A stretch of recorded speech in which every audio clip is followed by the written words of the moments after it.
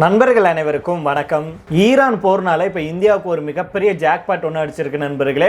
நாங்களாம் சும்மாவே ஆடுவோம், இப்போ சலங்கையை கட்டி விட்டா சும்மாவா இருப்போம் அப்படிங்கிற மாதிரி தான் இப்போ இந்தியாவுக்கு ஒரு மிகப்பெரிய ஒரு சாதகமான ஒரு விஷயம் நடந்திருக்கு.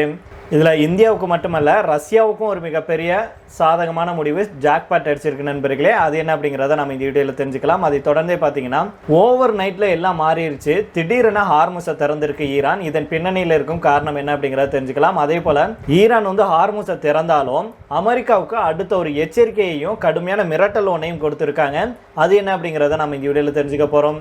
அதுக்கு முன்னாடி நம்முடைய சேனலை சப்ஸ்கிரைப் பண்ணலைன்னா மறக்காமல் சப்ஸ்கிரைப் பண்ணிக்கோங்க. புதுசாக நம்முடைய வீடியோ பார்த்துட்டு இருக்கீங்கனாலும் சப்ஸ்கிரைப் பண்ணிவிட்டு அந்த பெல் ஐக்கானை கிளிக் பண்ணிக்கோங்க. அதே போல் ஃபேஸ்புக், இன்ஸ்டாகிராம்லேயும் நம்ம வீடியோக்கள் போட்டுட்டு இருக்கோம். அங்கேயே நீங்கள் தவறாமல் ஃபாலோ பண்ணிக்கோங்க. உலக அளவில் எண்ணெய் விலை உயர்வை கட்டுப்படுத்தும் நோக்கத்தோடையும் ஹார்முஸ் முடக்கத்துக்கு மத்தியில் உலக நாடுகளுக்கு கச்சா எண்ணெய் சப்ளை தொடர வேண்டும் அப்படிங்கிறக்காக அமெரிக்கா ஒரு முக்கிய முடிவை அறிவிச்சிருக்காங்க. அமெரிக்காவுடைய கருவூல அமைச்சகம் தன்னுடைய இணையதளத்தில் நேற்றைய தினம் பார்த்தீங்கன்னா ஏற்கனவே கப்பல்களில் ஏற்றப்பட்ட ரஷ்ய எண்ணெயை நீங்கள் மே 16 வரைக்கும் வாங்க அனுமதிக்கிறோம் அப்படின்னு சொல்லியிருக்காங்க. ஏப்ரல் 11ஆம் தேதி காலாவதியான 30 நாள் விலக்கு உத்தரவுக்கு பதிலாக இந்த புதிய நீட்டிப்பு உரிமம் வழங்கப்பட்டிருக்கு. ஆனால் இந்த உரிமம் ஈரான், கியூபா மற்றும் வடகொரியா ஆகிய நாடுகளுடன் தொடர்புடைய எந்த வர்த்தகமும் அனுமதிக்கப்படாது அப்படின்னு தெரிவிச்சிருக்காங்க அமெரிக்க அரசு. இது ரஷ்யாவுக்கு ஒரு மிகப்பெரிய ஜாக்பாட்டாக பார்க்கப்படுது. அதே வேளையில் இந்தியாவுக்கு இன்னொரு ஜாக்பாட் அப்படின்னு சொல்றாங்க. அமெரிக்காவுடைய இந்த முடிவு உலகளாவிய எண்ணெய் விலைகளை கட்டுப்படுத்தும் நோக்கத்தில் எடுக்கப்பட்டிருக்கு. அமெரிக்கா, இஸ்ரேல், ஈரான் இடையிலான போர் பதற்றம் காரணமாக எரிபொருள் விலைகள் அதிகமாக மாறுபட்டு வருது. இந்த நிலையில தான் ரஷ்ய எண்ணெய் சந்தையில தொடர்ந்து கிடைப்பதை உறுதி செய்வதன் மூலம் சர்வதேச சந்தையில சப்ளை அதிகரித்து விலை உயர்வை கட்டுப்படுத்த அமெரிக்கா இந்த மாதிரியான முடிவை எடுத்திருக்கு. ஆனா இதுக்கு பின்னாடி 2 முக்கியமான விஷயங்கள் இருப்பதாக வல்லுநர்கள் சொல்றாங்க. ஒரு பக்கம் ஈரான் கூட அமெரிக்கா பேச்சுவார்த்தையில இறுதி கட்டத்தில் இருப்பதாக அறிவிக்கும் வேளையில எதுக்காக ரஷ்யாவுடைய கச்சா எண்ணெய் விற்பனையை அனுமதிக்க வேண்டும்? இதன் மூலம் ஈரானுடனான பேச்சுவார்த்தை தாமதமாகுமா அப்படிங்கிற கேள்வி எழுது. இரண்டாவதாக, அமெரிக்கா தற்போது கப்பல்களில் ஏற்றப்பட்ட ரஷ்ய எண்ணெய் மட்டுமே உலக நாடுகள் வாங்குறதுக்கு அனுமதிச்சிருக்காங்க. இதனால சரக்கு கப்பல்களை மற்ற நாடுகளுக்கு திருப்பிவிட ரஷ்ய எண்ணெய் கொண்டுள்ள கப்பல்களை காலியாக்கும் முயற்சியாகவும் இது பார்க்கப்படுது அப்படின்னு சொல்றாங்க. நேற்று ஹார்முஸ் வழித்தடத்தை தற்காலிகமாக திறக்கப்பட்டதை தொடர்ந்து உலக எண்ணெய் விலை சுமார் 9% குறைஞ்சு ஒரு பேரலுக்கு $90 கீழ் சரிஞ்சிச்சு. இருந்தாலும் இன்டர்நேஷனல் எனர்ஜி ஏஜென்சி சொல்றது போல தற்போதைய நிலை உலக வரலாற்றிலேயே மிகப்பெரிய எரிபொருள் சப்ளை தடைகளில் ஒன்றாக இருக்கு. உலக எண்ணெய் மற்றும் எரிவாயு விநியோகத்தின் சுமார் 20% இந்த பாதை வழியாக நடைபெறதுனால இந்த பாதையில் ஏற்படும் சிறு பாதிப்பும் விலை உயர்வை உடனடியாக தூண்டும் விஷயமாக இருக்கு. இதை சமாளிக்கவே ரஷ்ய எண்ணெயை சந்தைக்கு கொண்டு வர அமெரிக்கா முயற்சி செய்து அப்படின்னு அவங்க சொல்லியிருக்காங்க. இந்த சூழலை பெரிய அளவில் பயன்படுத்திட்டு வரும் இந்தியா மார்ச் மாதத்தில் மட்டும் ரஷ்யா கிட்ட இருந்து $5.8 பில்லியன் மதிப்பிலான கச்சா எண்ணெய் இறக்குமதி செஞ்சிருக்காங்க. இது பிப்ரவரி மாதத்தை விட 3 மடங்கு அதிகமாகும். மேலும் இந்தியா ரஷ்யா கிட்ட இருந்து சுமார் $600 மில்லியன் மதிப்பிலான நிலக்கரி மற்றும் பிற எண்ணெய் தயாரிப்புகளும் பெருமளவுல இறக்குமதி செஞ்சிருக்காங்க. அமெரிக்காவுடைய இந்த முடிவு பல நாடுகளுடைய அழுத்தத்தின் பின்னணியிலிருந்து வந்திருக்கு அப்படின்னு சொல்லப்படுது. அதாவது G20, உலக வங்கி, சர்வதேச நாணய நிதியம் போன்ற அமைப்புகளுடைய கூட்டங்கள்ல எண்ணெய் விலை உயர்வை கட்டுப்படுத்த இந்த சலுகையை நீட்டிக்க வேண்டும் அப்படின்னு பல நாடுகள் அமெரிக்கா கிட்ட வலியுறுத்தி இருக்காங்க. அதன் அடிப்படையில தான் மே 16 வரைக்கும் நீட்டிக்கப்பட்டிருக்கு அப்படின்னு சொல்றாங்க. சில நாட்களுக்கு முன்னாடி அமெரிக்க நிதி செயலாளர் ஸ்காட் பெசன்ட் அவர்கள் இந்த சலுகையை நீட்டிக்கப்படாது அப்படின்னு சொல்லப்பட்டிருந்த நிலையில தற்போதைய நீட்டிப்பு மிகவும் முக்கியமானதாக இருக்கு. இந்த நடவடிக்கை குறுகிய காலத்துல எண்ணெய் விலையை கட்டுப்படுத்த உதவினாலும் நீண்ட காலத்துல பல சிக்கல்களை உருவாக்கக்கூடும். குறிப்பாக ரஷ்யாவுடைய வருவாயை குறைக்கும் மேற்கத்திய நாடுகளுடைய முயற்சிகள் இதனால பாதிக்கப்படலாம். மேலும் அமெரிக்கா மற்றும் அதன் கூட்டாளிகள் இடையே கருத்து வேறுபாடுகளும் உருவாக வாய்ப்பு இருக்கு. இதன் மூலம் ரஷ்யாவுக்கும் மறைமுக பொருளாதார ஆதரவு கிடைக்கும் அப்படிங்கிற விமர்சனமும் எழ ஆரம்பிச்சிருக்கு. அதே வேளையில இந்தியா ஏற்கனவே ரஷ்யா கிட்ட இருந்து பெருமளவுல கச்சா எண்ணெய் இறக்கிட்டு வராங்க. இப்போ இந்த நீட்டிப்பு மே 16 வரைக்கும் கொடுத்திருக்கிறது. இந்தியாவுக்கு ஒரு மிகப்பெரிய பூஸ்டாக பார்க்கப்படுது. நாங்க சும்மாவே ஆடுவோம், சலங்கை கட்டினா சும்மாவா விடுவோம் அப்படிங்கிற ரீதியில தான் இப்போ அடுத்தடுத்து ரஷ்யா கிட்ட இருந்து மே 16 வரைக்கும் எவ்வளவு வாங்கி குவிக்க முடியுமோ அவ்வளவு வாங்கி இந்தியா கச்சா எண்ணெயை ஸ்டோர் பண்ண போவதாக தகவல்கள் வெளியாயிருக்கு. இதை தொடர்ந்து அடுத்த செய்தியாக பார்த்தோம் அப்படின்னா, மத்திய கிழக்குல கடந்த சில வாரங்களாக உச்சகட்ட பதற்றத்தை ஏற்படுத்தியிருந்த ஹார்முஸ் ஜலசந்தி விவகாரத்தில் ஒரு முக்கிய திருப்பம் ஏற்பட்டிருக்கு. இதற்கிடையில தான் ஹார்முஸ் ஜலசந்தி திறக்கப்படுவதாக ஈரான் அறிவிச்சிருக்காங்க. ஈரான் திடீரென இது போல நிலைப்பாட்டை மாற்ற என்ன காரணம், இதன் பின்னணியில் என்ன இருக்கு அப்படிங்கறத தெரிஞ்சுக்கலாம் வாங்க. அமெரிக்கா, ஈரான் இடையிலான நேரடி மோதல் கடந்த ஒரு மாதமாக நடந்தது. போர், முற்றுகை, எச்சரிக்கை அப்படின்னு உலக நாடுகளை இந்த மோதல் அச்சுறுத்திட்டு வந்தது. உலக கச்சா எண்ணெய் வர்த்தகத்துடைய உயிர் நாடியாக ஹார்முஸ் கருதப்படும் நிலையில தான் அது முடங்குச்சு. இந்தியா உள்பட ஆசிய நாடுகள் இதனால மிக கடுமையாக பாதிக்கப்பட்டாங்க. இந்த சூழல்ல தான் இம்மாத தொடக்கத்தில் அமெரிக்கா, ஈரான் இடையே இந்த விவகாரத்தில் 15 நாட்கள் தற்காலிக போர் நிறுத்தம் அறிவிக்கப்பட்டது. அப்போது ஹார்முஸை சர்வதேச கப்பல்களுக்கு திறந்து விடுவதாக ஈரான் அறிவிச்சாங்க. ஆனால் இந்த நல்ல செய்தி சில நாட்கள் கூட நீடிக்கல.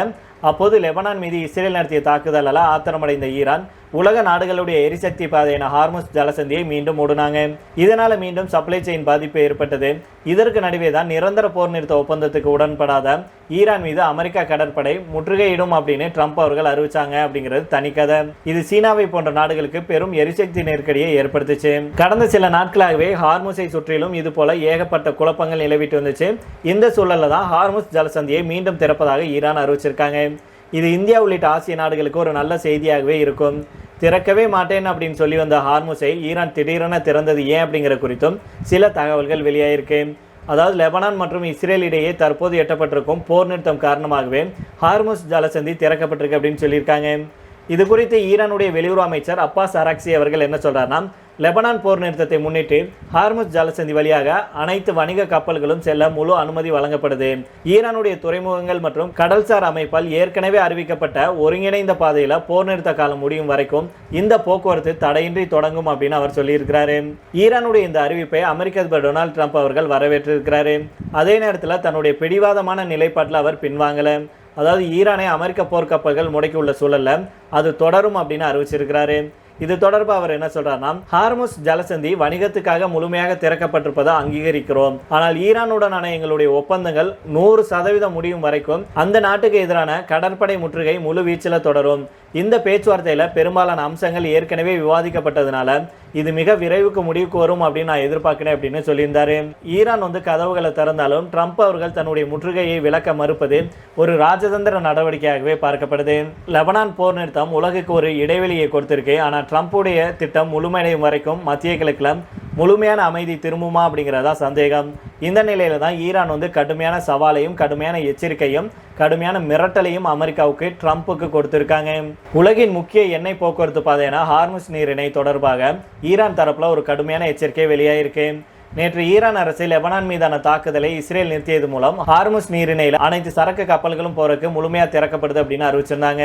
இந்த நிலையில தான் அமெரிக்கா ஈரான் துறைமுகங்களை தொடர்ந்து கடற்படையை கொண்டு முடக்கிட்டு வந்தாங்கன்னா ஹார்முஸ் நீரிணை மீண்டும் மூடப்படும் அப்படின்னு ஈரானுடைய நாடாளுமன்ற சபாநாயகரும் அமெரிக்காவுடனான பேச்சுவார்த்தை குழுவில் முக்கிய நபராக இருக்கும் முகமது பாகர் காலிபாப் அப்படிங்கிறவர் தெரிவிச்சிருக்கிறாரு. இந்த அறிவிப்பு உலக வர்த்தகம் மற்றும் எரிசக்தி சந்தையில மீண்டும் பெரும் பரபரப்பை ஏற்படுத்தியிருக்கு. ஈரான் தரப்புடைய இந்த நிலைப்பாடு அமெரிக்காவுடனான பேச்சுவார்த்தைகள்ல புதிய சவாலை உருவாக்கியிருக்கு. முகமது பாகர் அவர்கள் தன்னுடைய எக்ஸ் பதிவில் என்ன சொல்றாருன்னா, அமெரிக்க கடற்படையுடைய இந்த பிளாக்கெட் தொடர்ந்தால் ஹார்முஸ் நீரிணை திறந்திருக்காது அப்படின்னு அவர் தெளிவுபடுத்தி இருக்கிறாரு. இந்த நீரிணை வழியாக செல்லும் போக்குவரத்து ஈரான் அரசின் அனுமதியை பொறுத்தே இருக்கும் அப்படின்னு அவர் சொல்லியிருக்கிறாரு. நேற்று இரவு 10க்கும் மேற்பட்ட கப்பல் ஹார்முஸை கடக்க முயன்று மீண்டும் திரும்பியது. ஹார்முஸ் நீரிணை உலகின் பல நாடுகளுடைய எண்ணெய் மற்றும் எரிவாயு ஏற்றுமதிக்கு மிக முக்கியமான பாதையாகும். இதை மூடுவதன் மூலம் உலக அளவில் எரிபொருள் விலையை பாதிக்கும் அப்படிங்கிறதுனால உலகின் அனைத்து நாடுகளும் இந்த பாதையை விரைவாக திறக்க கோரிக்கை வச்சுட்டு வர்றாங்க. ஈரான் தரப்புடைய இந்த எச்சரிக்கை அமெரிக்காவுடைய முடக்கத்தை உடனடியாக நீக்க வேண்டும் அப்படிங்கிற கோரிக்கையாகவும் பார்க்கப்படுது. இதே வேளையில் ஈரானுடைய நாடாளுமன்ற சபாநாயகர் அவர்கள் ட்ரம்ப் அவர்கள் நேற்று இரவு 1 மணி நேரத்தில் போர் தொடர்பாக 7 முக்கிய விஷயங்களை ஈரான் வாக்குறுதி அளித்ததாக ட்ரூத் சோசியல் தளத்தில் சொன்னார். இந்த வாக்குறுதிகள் அனைத்தும் பொய்யானவை அப்படின்னு அவர் சொல்லியிருக்கிறாரு. அதுவும் முகமது பாகர் காலிபாப் அவர்கள் பொட்டியில் அடித்தது போல தெரிவிச்சிருக்கிறாரு. இந்த பொய்களால் அமெரிக்கா இந்த போரில் வெற்றி பெறவில்லை. சொல்ல போனால் இந்த பொய்களால் 2 நாடுகள் மத்தியிலான பேச்சுவார்த்தைகளையும் கூட எந்த விதமான முன்னேற்றமும் அமெரிக்கா காணல அப்படின்னு காலிபாப் அவர்கள் தெரிவிச்சிருக்கிறாரு. ஈரான் அரசுடைய இந்த கடுமையான விமர்சனம் 2 நாடுகளுக்கும் இடையிலான பதற்றத்தை மீண்டும் அதிகரிச்சிருக்கு. ஈரான் ஹார்முஸை மூடுவதாக எச்சரிக்கை விடுத்திருக்கிறது. அமெரிக்கா ஈரான் மத்தியிலான பேச்சுவார்த்தைகளுக்கு புதிய தடையாக அமையும் அப்படின்னு எதிர்பார்க்கப்படுது. இதே போல பாகிஸ்தான் தலைமையில் நடத்த திட்டமிட்டுள்ள 2ஆம் கட்ட பேச்சுவார்த்தையுடைய நிலையும் கேள்விக்குறியாயிருக்கு.